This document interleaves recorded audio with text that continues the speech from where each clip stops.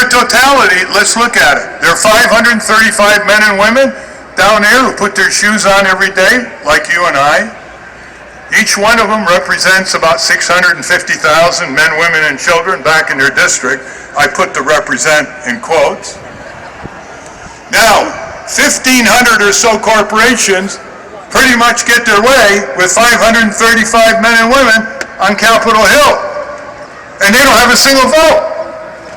They have money, they have power, they don't have a single vote. We're the ones that have the vote.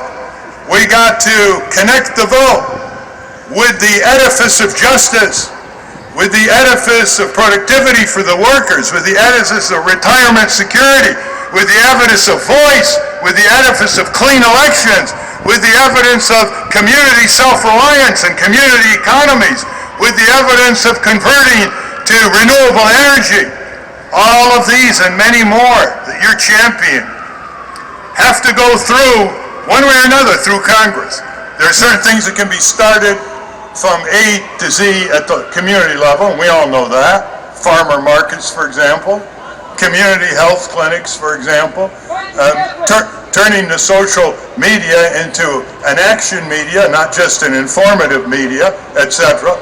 However, eventually, your demonstration should surround the local office of your representatives and senators back home. A cordon of justice. Now put yourself into these buildings, and what do you think they're saying to themselves when they're seeing you? All these people in these Wall Street offices are looking out, and they're seeing the people. Maybe they're sweating a bit, huh? Maybe they now know the American people are exhibiting a pulse. They're not going to take it anymore, huh? Maybe some of them are going to join you. They're going to be whistleblowers. Maybe some of them are going to start fighting the good fight inside these organizations because you've given them the backbone. You've given them the courage. You've given them the evidence. I read the Washington Post yesterday. Can you believe the Washington Post columnist actually came here? Sir, her name is Petula Clark. And Petula Dvorak, Petula Dvorak. Look what she said. It's quite interesting. She's talking about you. She said, as she came closer and closer to Freedom Square, she said the following. But today, the cabbie and a few other cabbies parked and watched, nodding in support. Every Washingtonian I talked to who stepped out to watch the action in Freedom Plaza, from the security guards to the suits, felt a solidarity with the message.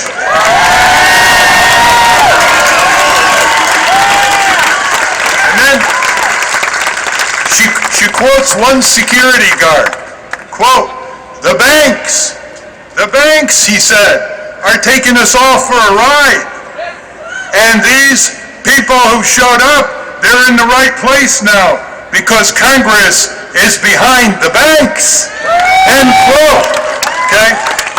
Now, you know you're going to succeed when the main item of conversation among the plutocrats and the oligarchs is the question, who is going to guard the guards when they join you?